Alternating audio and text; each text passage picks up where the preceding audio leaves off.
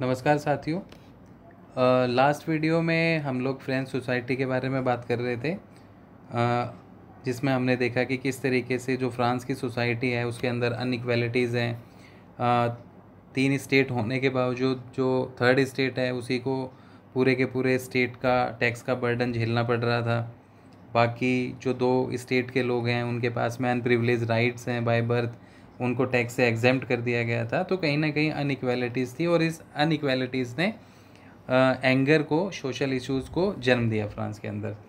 तो आज हम लोग इकोनॉमिक कंडीशन के बारे में थोड़ा सा देखेंगे कि फ्रांस की इकोनॉमिक कंडीशन कैसी थी। क्या इकोनॉमिक कंडीशन में भी कुछ ऐसे इश्यूज़ थे जिसने लोगों के अंदर, जो फ्रांस के कॉमन पीपल हैं उनके अंदर एंगर को और ज़्यादा बढ़ावा दिया और वो लुई 16 के ख़िलाफ़ सड़कों पे उतरे और बगावत किया। तो इकोनॉमिक कंडीशंस का थोड़ा सा हिस्सा है, उसके ऊपर डिस्कशन करते हैं।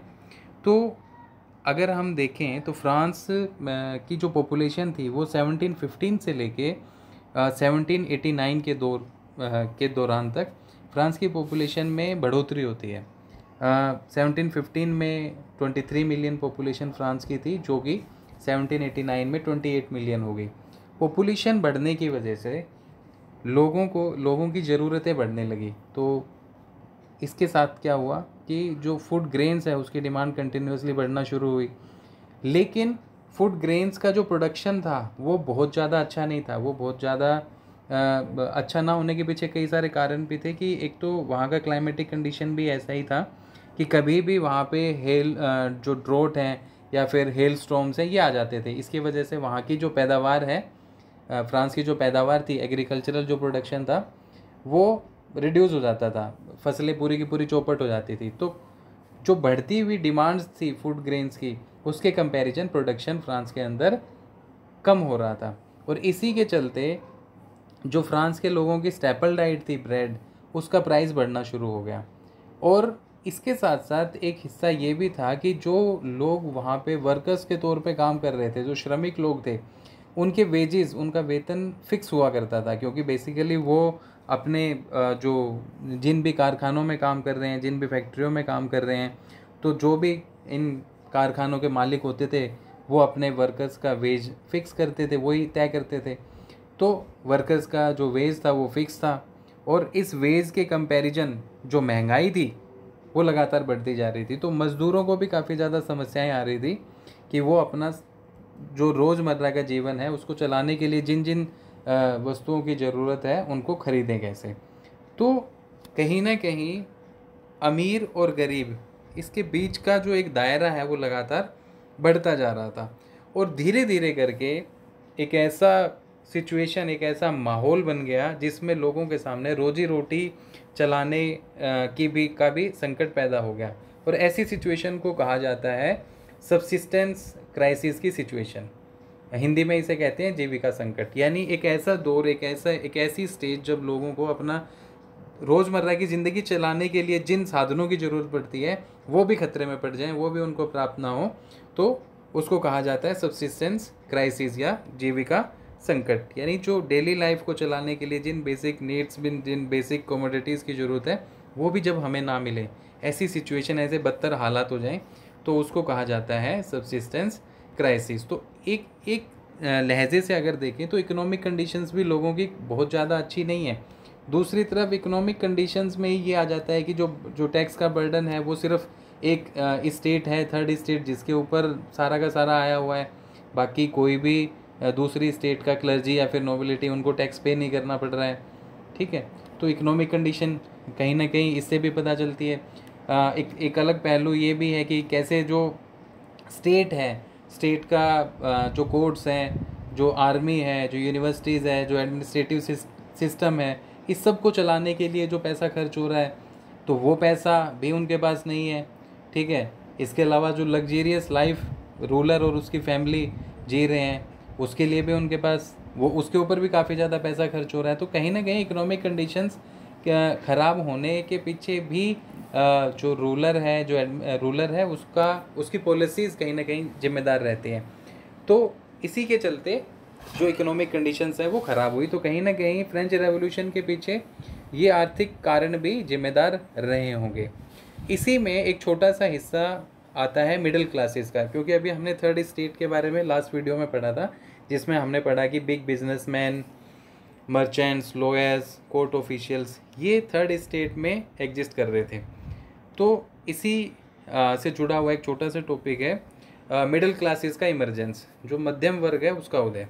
तो अगर मिडिल क्लासेस की हम बात करें तो मिडिल क्लास में बेसिकली मैन्युफैक्चरर्स एंड मर्चेंट्स ये शामिल थे, और लॉयर्स एंड एडमिनिस्ट्रेटिव ऑफिशियल्स शामिल थे। हुआ क्या था कि जो ओवरसीज़ ट्रेड हो रहा था उस दौर में, ओवरसीज़ ट्रेड मतलब समुद्र पारीय व्यापार जो उस दौर में हो रहा था, इसके साथ साथ जो रेशमी वस्त्रों का, सूती कपड़े का, यानी जो टेक्सटाइल इंडस्ट्रीज़ थी, इनके चलते सोसाइटी के अंदर कुछ लोगों ने वेल्थ को अर्न करना शुरू कर दिया। और मतलब कुछ समाज के कुछ लोगों के हाथ में जो इन एक्टिविटीज़ से जुड़े हुए थे, उनके हाथ में वेल्थ एक्वायर होना शुरू हो जाती है, जमा होना शुरू हो जाती है, और उनका सोशल स्टेटस बढ़ जाता है सोसाइटी के अंदर। इकोनॉमिकली उनकी पोजीशन थोड़ी अच्छी हो जाती है। उसी में ये दो ग्रुप शामिल थे, मैन्युफैक्चरर्स एंड मर्चेंट्स। इसके अलावा कुछ ऐसे लोग थे जो पढ़े लिखे थे, जिनका अपना एक प्रोफेशन था, जैसे लॉयर्स, और इसके अलावा जो एडमिनिस्ट्रेटिव ऑफिशियल्स हैं, जो दरबार में काम कर रहे हैं, जो राजा के यहाँ कोई किसी मंत्री के अधिकारी के तौर पे काम कर रहे हैं, तो जो एडमिनिस्ट्रेटिव ऑफिशियल्स ये हो गए। तो ये पढ़े लिखे लोग थे। लॉयर्स की बात करें, मर्चेंट्स की बात करें, एडमिनिस्ट्रेटिव ऑफिशियल्स की बात करें, ये लोग पढ़े लिखे लोग हैं। तो 18th सेंचुरी में, यानी बिफोर द रेवोल्यूशन ऑफ 1789, इस ग्रुप का इमरजेंस होता है, और इस ग्रुप ने पहली बार लोगों के सामने कुछ बातें रखना शुरू किया। अब वो बातें किस तरीके की थी कि इन लोगों ने ये कहा कि भाई सोसाइटी के अंदर कोई भी ग्रुप ऐसा नहीं होना चाहिए जिसको विशेषाधिकार मिले किसी भी प्रकार का, यानी no group in the society should be privileged by birth. इस चीज़ का इन्होंने खुले दिल से खंडन किया कि ऐसा कोई भी नहीं होना चाहिए। इस समाज में किसी को भी जन्म से कोई विशेषाधिकार प्राप्त नहीं होना चाहिए। इसके साथ साथ उन्होंने कहा कि समाज में किसी भी व्यक्ति की, किसी भी पर्सन की जो पोजीशन है उसका पता कैसे चले। तो इनका कहना था कि व्यक्ति की योग्यता से ही व्यक्ति की सामाजिक हैसियत डिसाइड होनी चाहिए। यानी पहली बार जो प्रिविलेज बाय बर्थ अभी तक मिलता आ रहा था, उसका क्रिटिसिज्म मिडिल क्लास के लोगों के द्वारा किया गया। हालांकि ऐसा नहीं है कि फ्रांस के अंदर प्राइस बढ़ने से, या फिर जो पॉलिसीज़ ठीक ना होने से, या टैक्स बढ़ने से पीजेंट्स ने या फिर वर्कर्स ने रिवोल्ट नहीं किया। ऐसा नहीं है, बगावतें, विद्रोह होते रहते थे, लेकिन इतने बड़े लेवल का विद्रोह, क्रांति, इस सब के लिए कहीं ना कहीं उतने संसाधन इन गरीब तबकों के लोगों के पास नहीं थे। लेकिन यहाँ मिडिल क्लास ने कहीं ना कहीं उसमें अहम भूमिका निभाई, और उन्होंने पहली बार इस तरीके की बात की।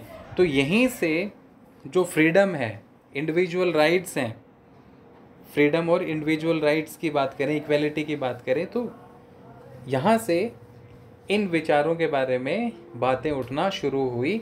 और जिसको बाद के जो फिलोसोफर्स हैं, जॉन लोके हैं, रूसो हैं, मोंटेस्क्यू है, इन्होंने इसके ऊपर फिर काम किया और सोसाइटी में लोगों को फ्रीडम, इक्वलिटी से जुड़े हुए जो विचार हैं उनसे परिचित करवाया। तो साथियों, कहीं ना कहीं जो मिडिल क्लास का इमरजेंस है वो इस दौरान फ़ायदेमंद रहा,